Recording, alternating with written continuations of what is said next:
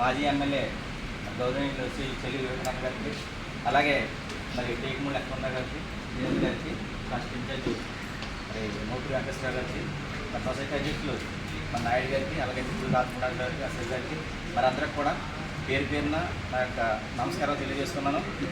అలాగే మరి మాట్లాడడానికంటూ టైం లేదు, ఆల్రెడీ ఇప్పటికే లేట్ అయింది, 3 గంటలకు పెట్టుకున్న ప్రోగ్రామ్ ఆల్రెడీ కావాల్సిందే.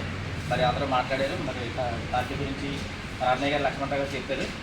అయితే ఇప్పుడు గతంలో వైసీపీ ప్రభుత్వం ఏంటంటే సంక్షేమం చేస్తామని చెప్పి ప్రచారం చేసుకునేవారు వాళ్ళు.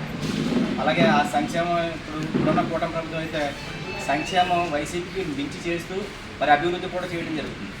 అలాగే అభివృద్ధి కోసం మా గ్రామం ఏంటంటే వెంకటేశ్వర గారు చెప్పడం జరిగింది. మరి సంక్షేమం కోసం ఉదాహరణ చెప్పాలంటే వైసీపీ ప్రభుత్వం ఉన్నప్పుడు 2000 పెన్షన్ ఇస్తూ సంవత్సరానికి 200 పెంచుతూ 5 సంవత్సరాల కాలం తీసుకుంది. అలాగే టీడీపీ ప్రభుత్వం ఆ 2000 నుంచి ఏదైతే 3000 చేసిందో వైసీపీ దాన్ని 4000 చేసి సంక్షేమంలో కూడా మేమే ఎక్కువ చేయగలం అనేది నిరూపించింది.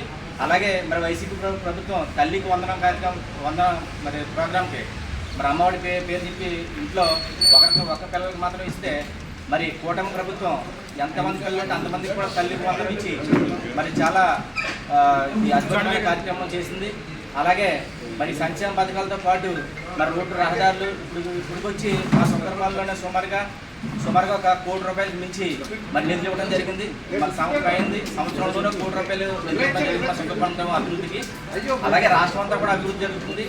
ఒక పక్క సంక్షేమం ప్రభుత్వం కంటే ఎక్కువ చేస్తూ మరి రెండో ప్రక్క మరి అభివృద్ధిని చేస్తున్నటువంటి ఈ యొక్క విధానం ఏదైతే ఉందో ఇది కేవలం కూటమి ప్రభుత్వానికి మాత్రమే సాధ్యం.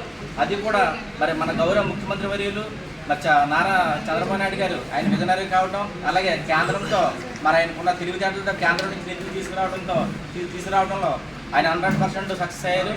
అలాగే మరి మా గ్రామంలో ఇప్పటివరకు ₹1 కోటి నిధులు ఇచ్చినటువంటి ₹1 కోటి మించి నిధులు ఇచ్చినటువంటి మరి ఎమ్మెల్యే గారికి, మరి నారా చంద్రబాబు నాయుడు గారికి, పవన్ కళ్యాణ్ గారికి అందరికి కూడా మా గ్రామం తరఫున ధన్యవాదాలు తెలియజేస్తున్నాము. అలాగే ఇప్పటి వరకు కూడా